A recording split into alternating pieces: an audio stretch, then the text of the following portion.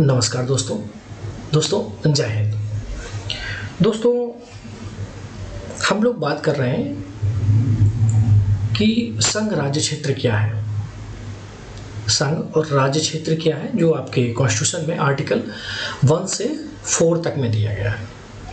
देखो जैसे आर्टिकल 1 बहुत सिंपली कहता है, मेरी बात को बहुत ध्यान से सुनेंगे और समझने की कोशिश भी करेंगे, ठीक है। पहली चीज, आर्टिकल 1 कहता है कि संघ का नाम है और उसका एक क्षेत्र है।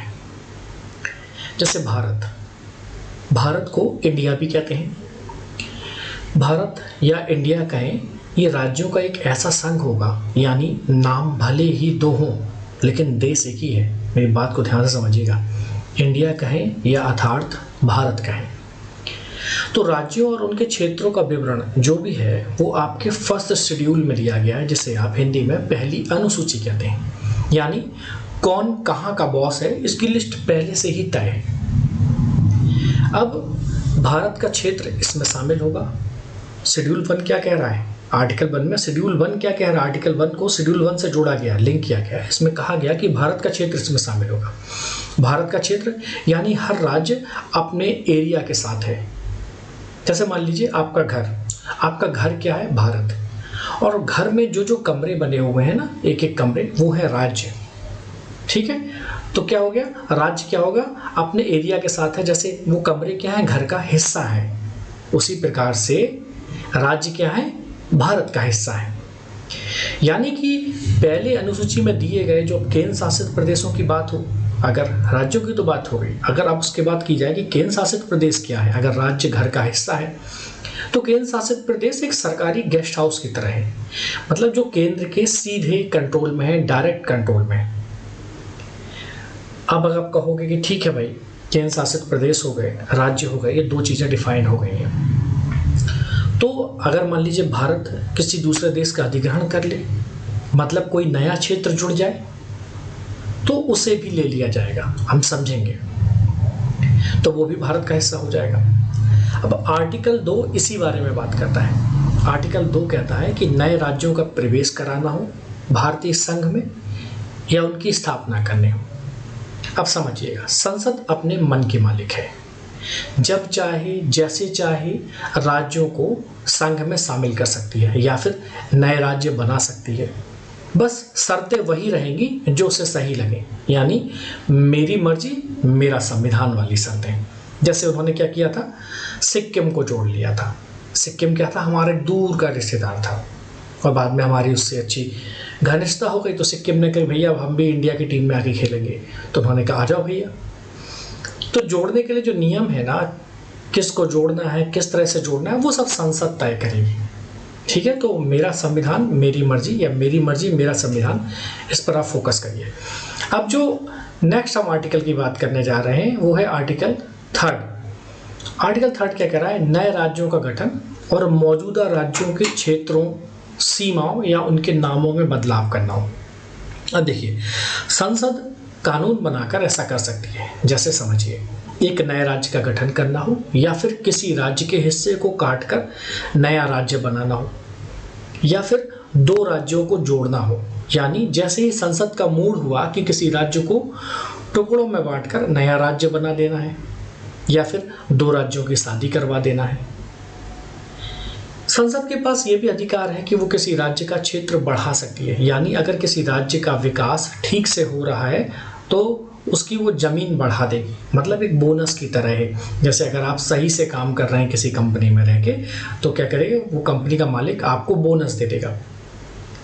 या फिर संसद एक काम और कर सकती है, किसी राज्य का क्षेत्र घटा सकती है। मतलब अगर कोई राज्य ज़्यादा फैल गया है, ठीक है, और एडमिनिस्ट्रेटिव कंट्रोल में कुछ कठिनाइयाँ हो रही हैं, तो सरकार क्या कर सकती है? उसका हिस्सा काट सकती है और उसको छोटा कर सकती है। इसके अलावा संसद को ये भी राइट है कि किसी राज्य की सीमा को बदल सकती है।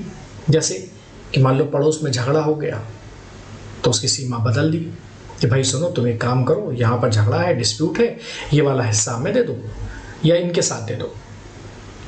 या फिर किसी राज्य का नाम भी बदल सकती है। जैसे अगर किसी राज्य का नाम आउटडेटेड हो जाए तो एक नया स्टाइलिश नाम दे दिया जाएगा।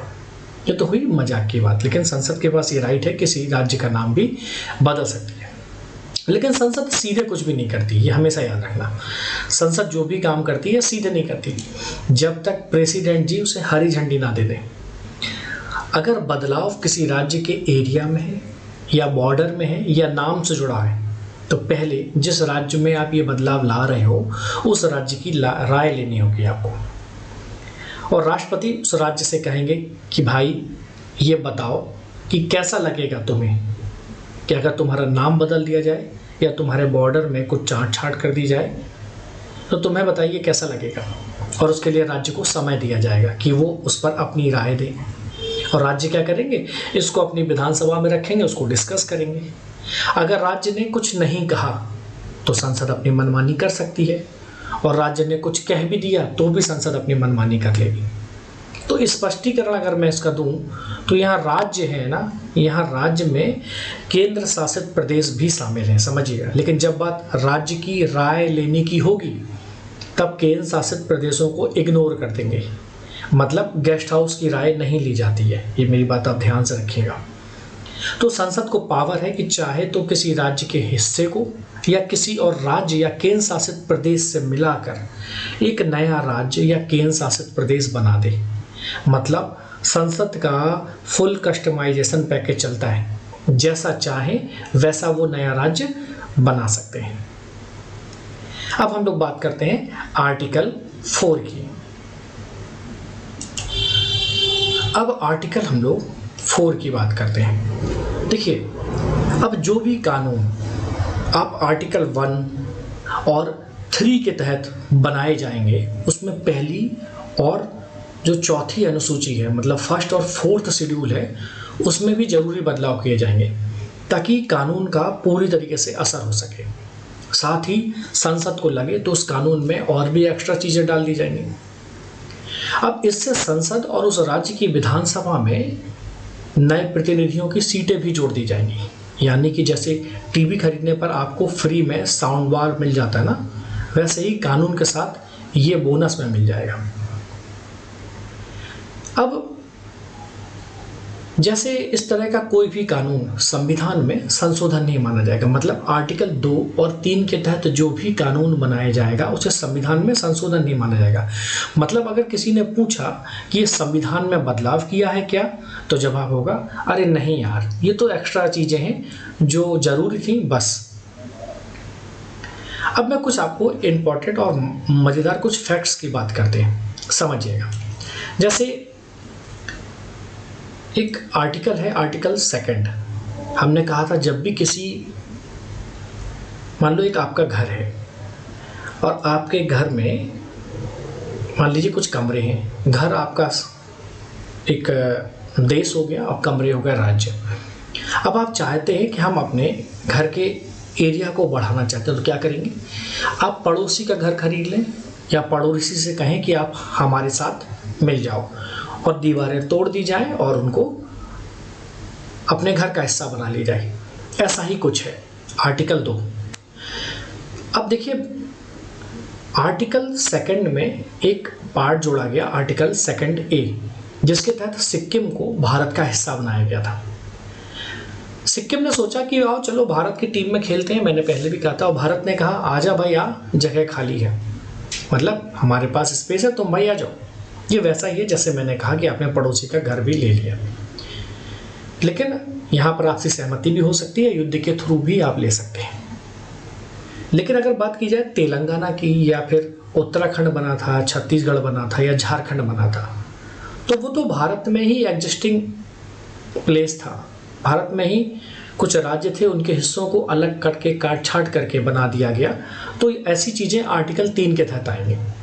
तो तेलंगाना को राज्य बनाना या उत्तराखंड को राज्य बनाना या झारखंड को राज्य बनाना या छत्तीसगढ़ को राज्य बनाना वैसा ही था जैसे आप अपने घर में एक नया कमरा जोड़ दें, है ना। आपके पास क्या था, उतने ही कमरे थे, लेकिन हमने क्या किया, एक कमरे के बीच में एक दीवार और बना दी ताकि एक कमरे से 2 कमरे हो जाएं।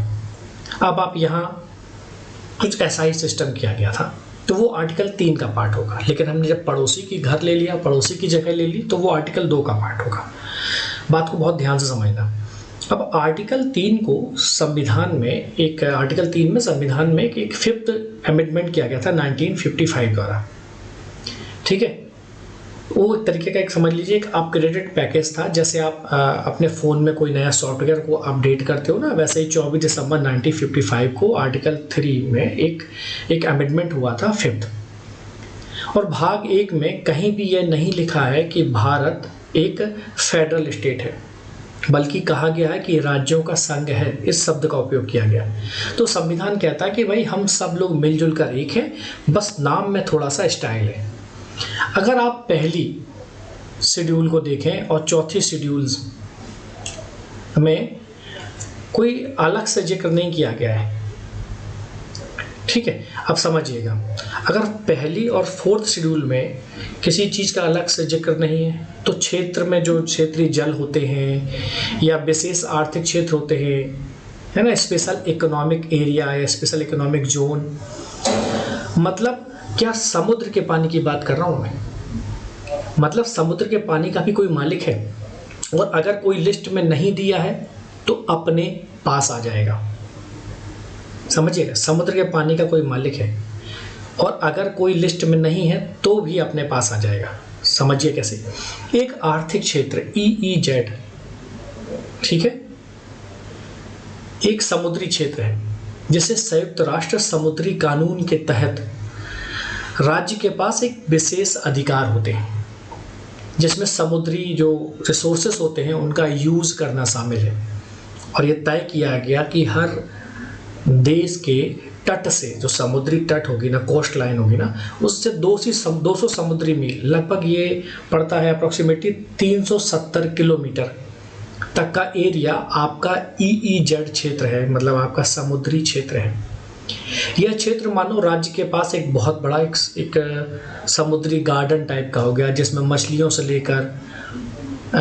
लेकर पानी में या हवा से बिजली, सब कुछ आप जो चाहो कर सकते हो इस रीजन में, ठीक है। लेकिन मेरी बात समझिएगा, लेकिन रीजनल सी में या क्षेत्रीय समुद्र में और EEZ विशेष आर्थिक क्षेत्र के बीच एक फर्क भी है। इसके ऊपर का 200 समुद्री मील से आगे का एरिया क्षेत्रीय समुद्र कहलाता है। अब क्षेत्रीय समुद्र और विशेष आर्थिक क्षेत्र में क्या अंतर है, मेरी बात समझिएगा, कि पहले में पूरा अधिकार होता है, जबकि दूसरे में केवल समुद्र के नीचे के हिस्से पर अधिकार होता है। मतलब सतह का पानी अंतर्राष्ट्रीय जल है, यानी नीचे की मछलियां आपकी और ऊपर की लहरें सबकी।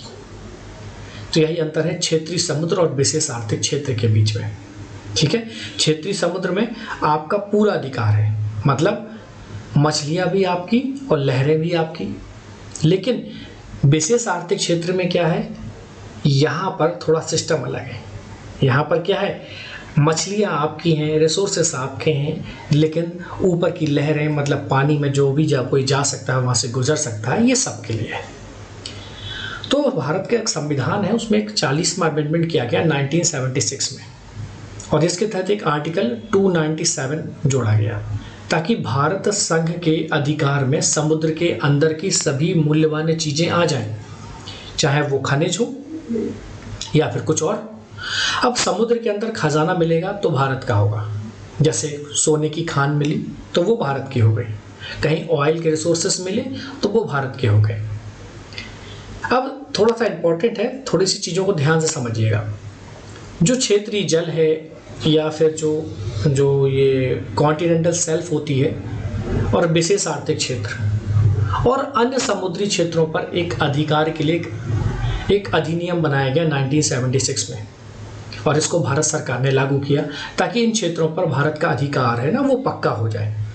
सरकार ने सोचा कि समुद्र में जो भी है वो भी हमारा है, बाकियों से पहले ही ऐलान कर दो, नहीं तो कोई दूसरा और ऐलान कर गया तो यह साफ नहीं है कि राज्यों को इन क्षेत्रों से निकाले गए खनिजों पर टैक्स या रॉयल्टी लगाने से रोका गया है कि नहीं, क्योंकि यह राज्य सूची में है। राज्य कह सकते हैं कि हमारे समुद्र से निकाली गई चीज़ें तो थोड़ा सा टैक्स तो बनता है भाई। अब मान लीजिए एक गुजरात का एरिया या फिर तमिलनाडु का कोई एरिया है और वहाँ पर समुद्र की सीमा लग रही है, तो राज्य कह सकते हैं केंद्र सरकार से कि भाई हमारे पास के समुद्र से आपने निकाला है तो थोड़ा सा टैक्स तो भाई हमें भी दो। तो किसी राज्य के निर्माण करना हो या उसकी समाप्ति होनी हो, उसे संबंधित राज्य की अनुमति लेना क्या जरूरी है? तो क्वेश्चन होगा, आपका जवाब होगा नहीं। जब आप किसी राज्य का निर्माण कर रहे हो या फिर उसकी समाप्ति के लिए संबंधित कोई कानून ला रहे हो तो उसके राज्य की अनुमति लेना जरूरी नहीं है। लेकिन अनुमति लेना जरूरी नहीं है, लेकिन उनकी सलाह आप सुन सकते हो। लेकिन विधेयक को राज्य विधानसभा में आपको भेजना होगा विचार के लिए कि राज्य डिस्कस कर सकें। मतलब राज्य से पूछेंगे जरूर, उसकी राय माननी जरूरी नहीं है। पूछोगे जरूर, वो राय भी देगा, मानो या ना मानो उस पर सेंट्रल गवर्नमेंट की मर्जी। जैसे दोस्त से पूछना कि क्या ये शर्ट जो मैं पहना हूं वो बहुत अच्छी लग रही है, लेकिन करना वही है जो आपका मन करे। अगर वो कहता बहुत अच्छी है तो भी आप पहने रह सकते हैं, और अगर वो कहता कि नहीं यार अच्छी नहीं है तो भी आप पहने रह सकते हैं। मतलब मर्जी आपकी।